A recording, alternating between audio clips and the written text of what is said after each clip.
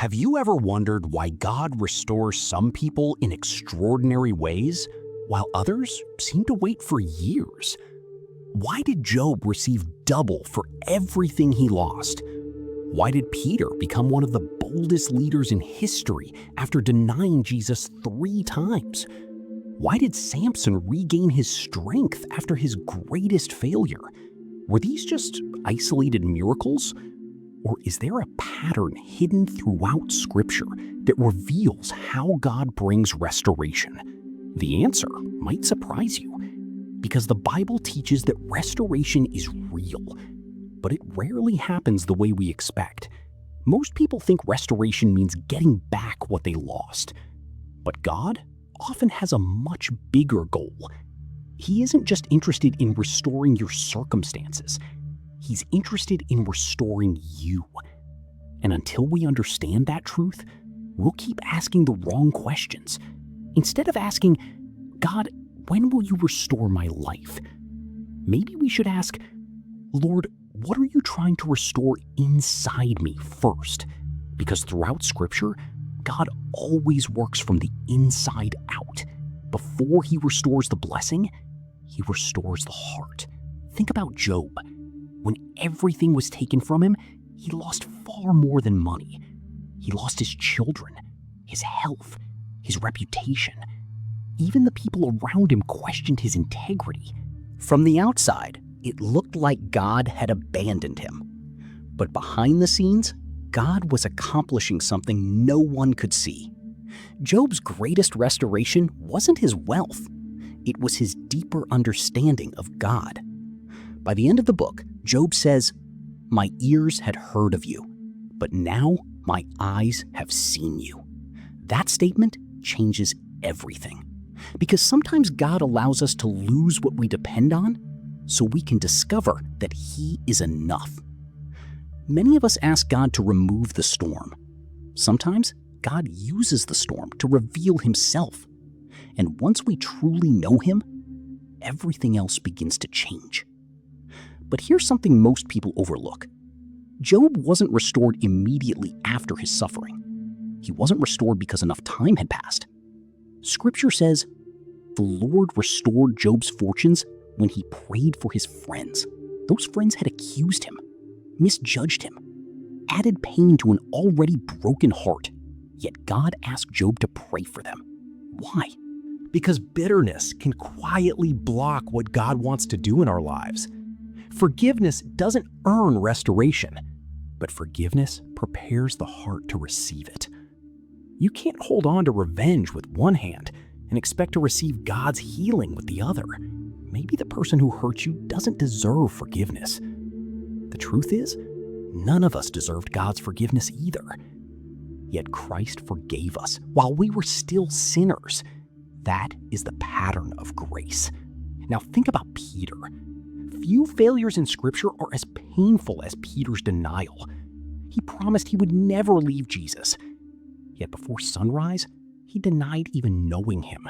Imagine the shame. Imagine replaying those moments over and over. Most people would assume God was finished with Peter, but Jesus wasn't finished. After the resurrection, Jesus didn't replace Peter. He restored him. 3 times Peter denied Christ. 3 times Jesus asked, "Do you love me?" Not to shame him, to heal him. Every question erased a layer of guilt. Every answer reminded Peter that failure is never stronger than God's mercy. Isn't that encouraging? Your biggest mistake doesn't have to become your permanent identity. God sees more than your worst day. He sees the person he created you to become. Another incredible example is Samson. Most people remember Samson for losing his strength, but they forget one quiet verse.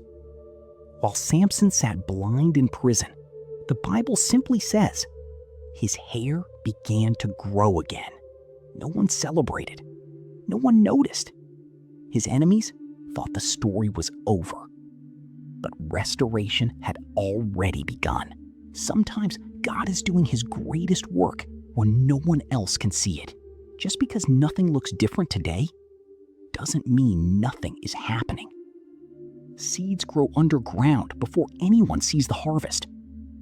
God often works the same way. Maybe you've been praying for months. Maybe you've almost given up. Don't confuse silence with absence. God may already be restoring something beneath the surface. There's another pattern throughout Scripture. God rarely restores people to exactly what they had before. He often gives something greater. Joseph didn't simply return home after prison. He became the governor of Egypt. Naomi didn't simply recover what she lost. She became part of the family line that led to Jesus Christ. Peter didn't simply become another disciple again. He preached at Pentecost, and thousands came to Christ. God's restoration is bigger than replacement. He brings redemption. He takes what the enemy meant for evil and uses it for his glory. That doesn't mean every painful situation immediately disappears. Sometimes scars remain. But even scars can become reminders of God's faithfulness. Think about Jesus after the resurrection. His scars were still there, but they no longer represented defeat, they represented victory. The same can be true in your life. Your past doesn't have to disappear for God to use it. He can transform your testimony into someone else's hope. So if you're waiting for restoration today, don't give up. Keep praying. Keep trusting. Keep obeying. Keep forgiving. God's timing is never late. He's preparing you for what He's preparing for you. Isaiah reminds us that those who wait on the Lord will renew their strength. Waiting isn't wasted. It's preparation. Every delay has purpose. Every season has meaning. And every promise God makes is backed by His faithfulness. Maybe today your restoration hasn't arrived yet, but that doesn't mean God has forgotten you.